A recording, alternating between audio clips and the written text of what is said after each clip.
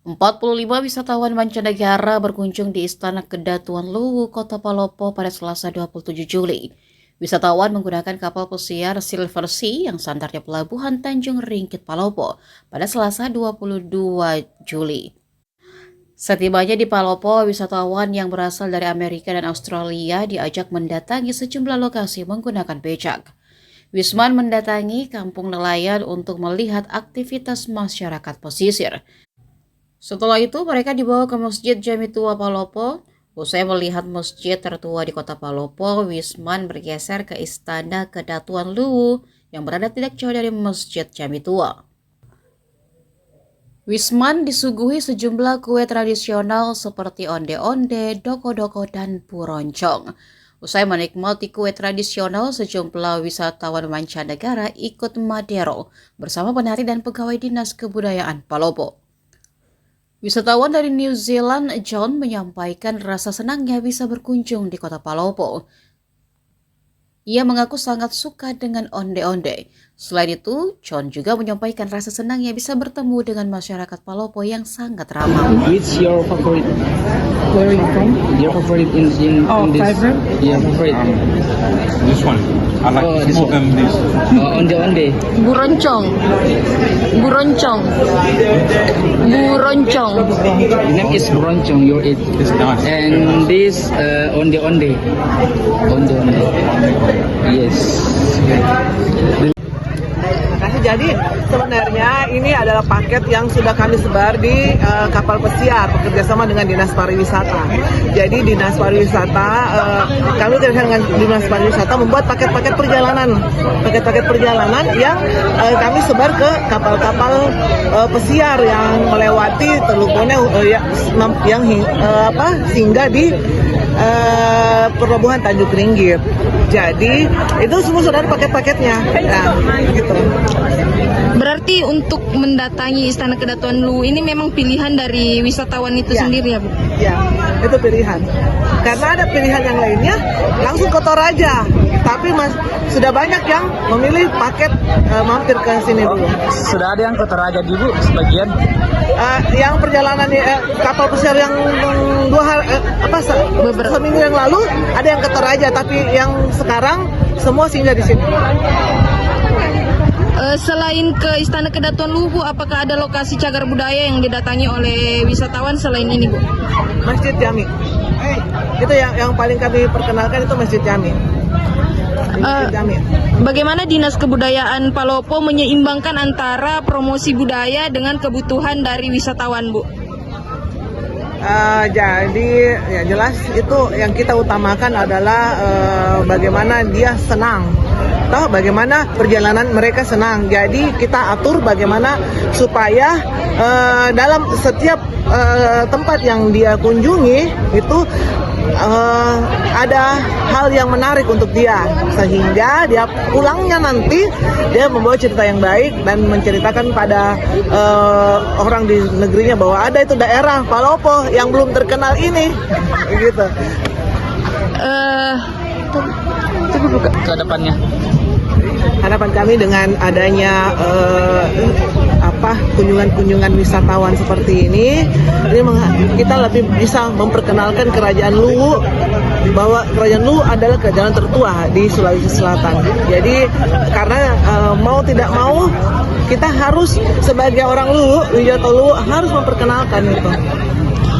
Ini pertama kalinya, Bu, tahun ini atau sudah beberapa kali ada wisatawan yang datang? Untuk tahun ini yang ketiga kali. Ketiga kali. Dan ada rencana ke wisata Kambo, Bu, untuk para wisatawan ini? Pariwisata yang kita masukkan di kapal-kapal pesiar itu ada paket yang ke Kambo. Tapi ini kan yang kalau kami Dinas Kebudayaan khusus di sini.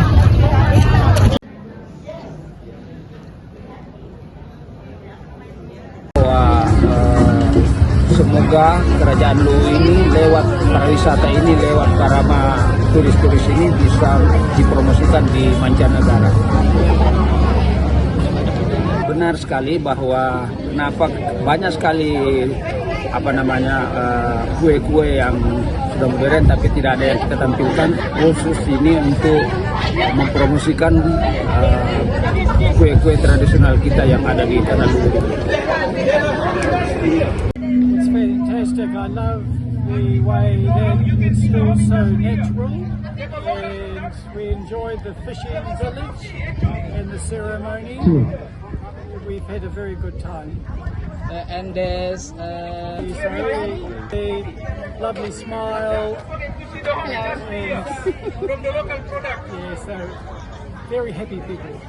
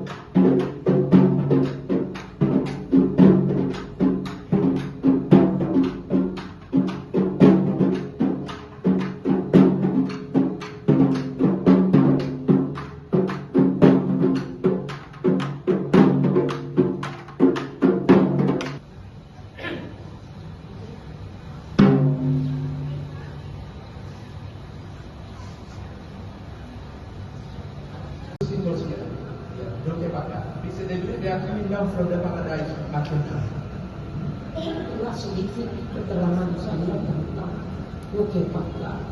Yogyakarta ini adalah milik tersendiri.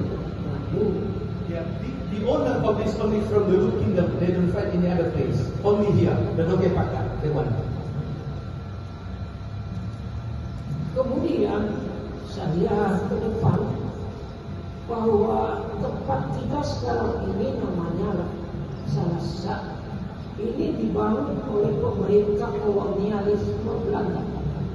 This we suggest to them to news only to the other people who now they will come in there one day. And clap some for her. Thank you very much. Berdiri pada tahun 1920 dan digunakan pada tahun 1923. Ini adalah bentuk kompensasi ganti rugi terhadap Istana Manggarai yang terbakar akibat perang pada masa kolonial satu. Okay, so they said about the first one in 1930. Selanjutnya marilah kita bersama-sama mendengarkan sambutan mewakili Kedatuan Luwu yang akan disampaikan oleh Andre Guru Antoriolo sekaligus Departemen Kedatuan Luwu dan Randes Andi Abdullah Sanat dari Raja Kompunto Sulolipo. Dengan warahmatullahi wabarakatuh. Yang mulia Umur Jamil yang saya muliakan. The first I want to say I'm sorry because I'm just I know English just a little. Yeah, I hope you understand. Luwu adalah kerajaan tertua di Sulawesi Selatan, kerajaan Islam tertua di Sulawesi Selatan. Yes, he said this is the palace of Luwu Kingdom. Because Luwu, L-U-W-U, Luwu.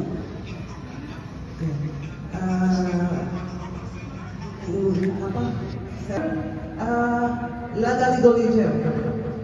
So she asked that maybe one now about Lagaligo. Lagaligo is the main of letters, and it is the thickest and the oldest. Kain apa itu Bu namanya? Ini kain wastra Palopo yang baru kita perkenalkan dalam tahun ini, namanya kain patikala. Kain patikala. Iya. Kain patikala ini yang desain adalah Ibu Andi Enceng. Desainnya. Nah, kemudian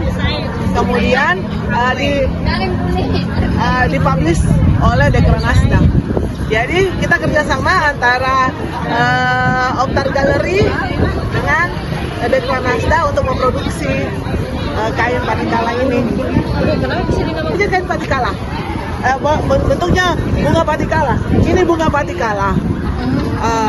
Karangan ini bunga tumbuhnya di Luwu, ya. Di daerah lain juga ada namanya kecombrang. Tapi yang kita bentuknya lebih khas. Agak beda sedikit bentuknya tapi fungsinya sama. Kecombrang itu juga untuk pengkecut, bahan untuk kecut makanan. Sama dengan patikala. Ini bentuknya bunga patikala. Download Tribun X sekarang. Menghadirkan lokal menjadi Indonesia.